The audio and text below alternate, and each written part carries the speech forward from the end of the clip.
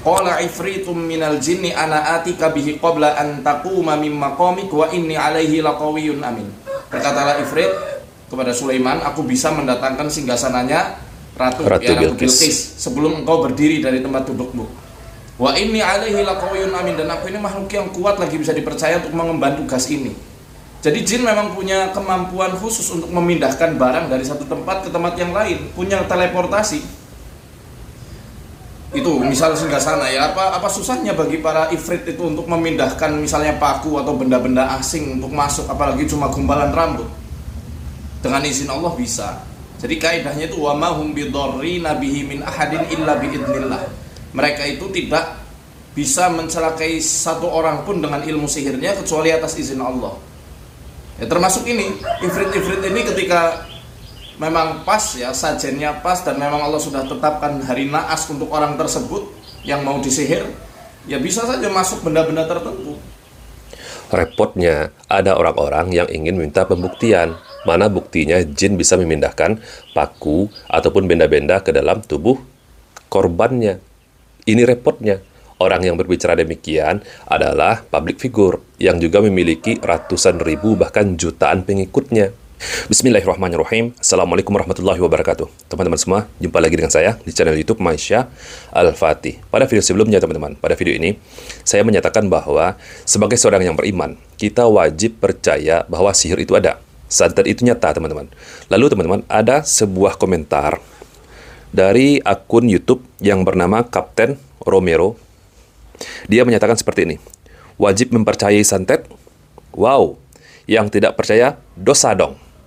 Nah, komentar seperti ini teman-teman menandakan bahwa dia tidak paham tentang ilmu agama. Sebagai seorang muslim teman-teman, kita wajib percaya sihir itu ada, santet itu nyata teman-teman. Kemarin Ustadz Muhammad Faizar sudah menjelaskan kepada kita semua bahwa sihir ini adalah pelafasan dari orang-orang Arab. Orang-orang Arab menyebut istilah ini sebagai sihir, teman-teman. Sedangkan bagi orang-orang Jawa, itu istilahnya santet. Orang-orang Jawa lebih mengenal dengan istilah santet. Sedangkan orang Melayu lebih mengenal dengan istilah santau. Di setiap daerah, teman-teman, memiliki istilah yang berbeda-beda. Tetapi, teman-teman, pada hakikatnya, sihir, santet, teluh, tenung, santau, itu adalah suatu objek yang sama, yang harus kita yakini keberadaannya sebagai seorang yang beriman. Kenapa kita harus percaya bahwa sihir itu ada? Kenapa kita harus percaya bahwa santet itu nyata? Karena sudah dikabarkan oleh Allah di dalam Al-Quran, teman-teman. Pertanyaannya, apakah kita berdosa kalau kita tidak percaya sihir itu ada? Ya jelas saja kita berdosa. Karena sebagai seorang yang beriman, kita wajib mengimani kebenaran Al-Quran.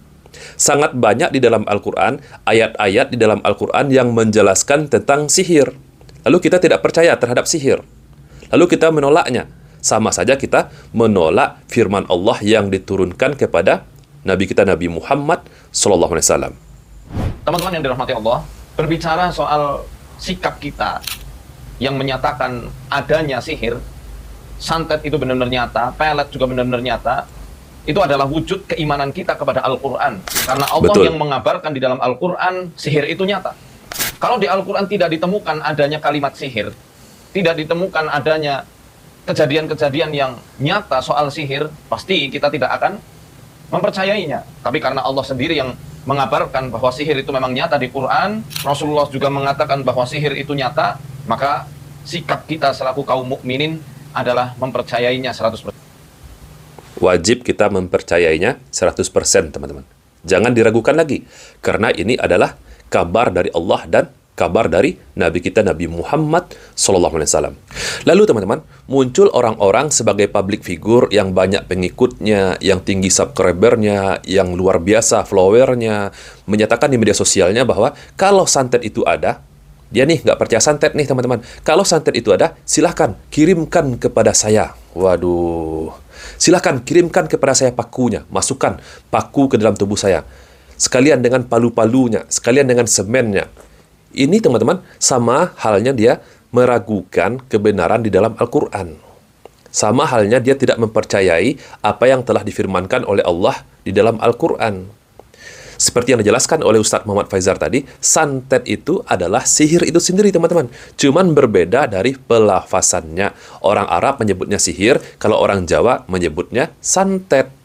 Qala ifritum minal jinni ana atika bihi qabla an taquma min maqamik wa inni alaihi laqawiyyun amin. Berkatalah Ifrit kepada Sulaiman, aku bisa mendatangkan singgasananya Ratu Bilqis. Ratu Bilqis sebelum engkau berdiri dari tempat dudukmu. Wa inni alaihi laqawiyyun amin, dan aku ini makhluk yang kuat lagi bisa dipercaya untuk mengemban tugas ini. Jadi jin memang punya kemampuan khusus untuk memindahkan barang dari satu tempat ke tempat yang lain, punya teleportasi. Itu misal singgasana ya, apa susahnya bagi para ifrit itu untuk memindahkan misalnya paku atau benda-benda asing untuk masuk, apalagi cuma gumpalan rambut. Yang repotnya teman-teman, ada tokoh publik, ya siapa lagi teman-teman pasti tahulah, yang viral di media sosial. Coba buktikan kalau memang bisa paku itu pindah ke dalam tubuh manusia. Ada nggak buktinya? Coba buktikan kalau benar jin itu memiliki kemampuan memindahkan paku ke dalam tubuh korbannya. Ini repotnya teman-teman. Padahal yang dijelaskan oleh Ustadz Muhammad Faizar ini teman-teman adalah kemampuan jin bisa memindahkan benda. Jangankan paku teman-teman. Di dalam Al-Quran dijelaskan bahwa jin memiliki kemampuan untuk memindahkan istana Ratu Bilqis. Apa repotnya kalau cuman sebatang paku? Atau hanya beberapa paku? Yang jadi masalah, ini tidak dipercayai oleh orang tersebut, teman-teman. Dan mengajak umat Islam untuk tidak percaya kepada santet. Padahal, ini dalilnya jelas. Al-Quran. Terus, kita harus percaya siapa? Harus ikuti siapa? Mengikuti Al-Quran atau mengikuti orang seperti ini? Oke, kita lanjutkan lagi. Dengan izin Allah bisa. Bisa. Jadi kaidahnya itu wa ma hum bidarrina bihi min ahadin Illa bismillah. Mereka itu tidak bisa mencelakai satu orang pun dengan ilmu sihirnya kecuali atas izin Allah. Betul. Ya termasuk ini, ifrit-ifrit ini ketika memang pas ya, sajennya pas dan memang Allah sudah tetapkan hari naas untuk orang tersebut yang mau disihir, ya bisa saja masuk benda-benda tertentu. Kalau ada orang yang bisa menyantet saya, kata dia teman-teman, di dalam videonya, kalau ada orang yang bisa menyantet saya, maka saya akan belikan rumah. Silahkan tunjuk rumah manapun yang diinginkannya. Kalau ada orang yang memiliki kemampuan santet. Artinya teman-teman, dia menyatakan kepada umat Islam, kepada masyarakat bahwa santet itu tidak ada. Secara gaib, santet secara gaib itu tidak ada. Dia sudah menafikan Al-Quran. Di dalam agama kita teman-teman, santet ini disebut dengan sihir. Dan sihir ini banyak macamnya teman-teman. Ada sihir tafrik yang mampu memisahkan suami dengan istri, dibantu oleh setan.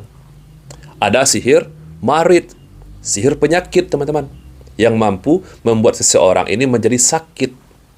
Ketika dibawa ke dokter, diagnosa dari dokternya selalu berbeda-beda. Atau bahkan tidak ditemukan diagnosanya. Dokter mengklaim bahwa tidak ada yang salah di dalam tubuh orangnya teman-teman. Tetapi orangnya merasakan sakit.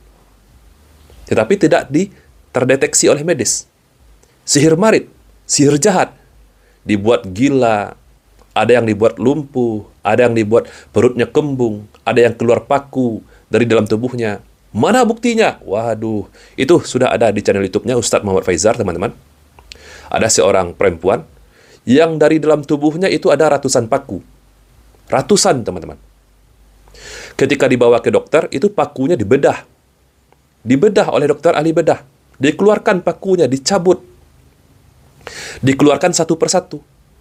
Setelah dibedah, besoknya teman-teman, keluar lagi pakunya. Dibedah lagi, dikeluarkan lagi. Begitu, selama 3 hari berturut-turut teman-teman. Akhirnya teman-teman, dokternya memutuskan ini tidak ilmiah lagi. Dari mana datangnya paku tersebut teman-teman? Inilah yang disebut dengan sihir marid. Atau dikenal oleh masyarakat kita dengan sebutan santet, teman-teman.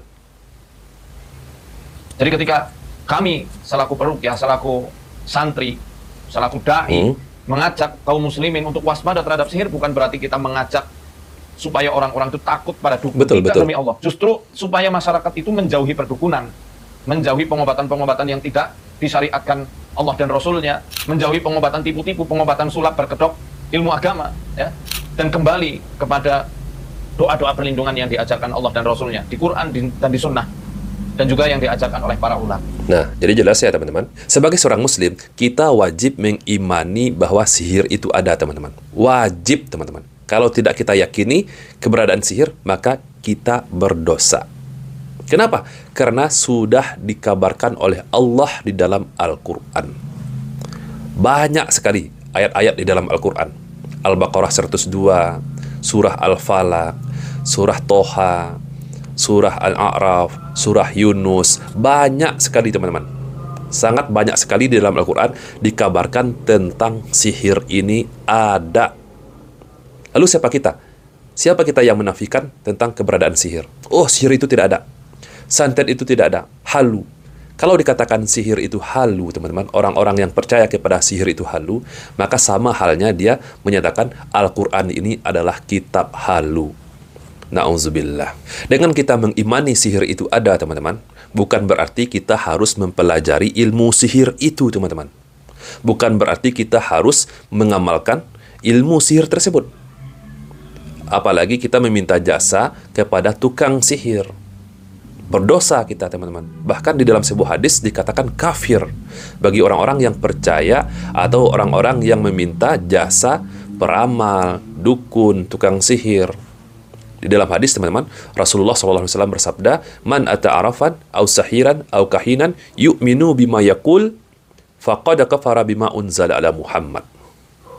Barang siapa yang percaya, yang mendatangi arafan. Siapa itu arafan?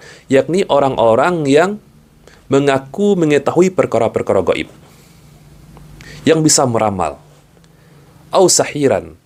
Siapa au sahiran? Yakni atau tukang sihir yang memiliki kemampuan bisa mengirimkan sihir, yang memiliki kemampuan mantra-mantra sihir, au kahinan atau dukun.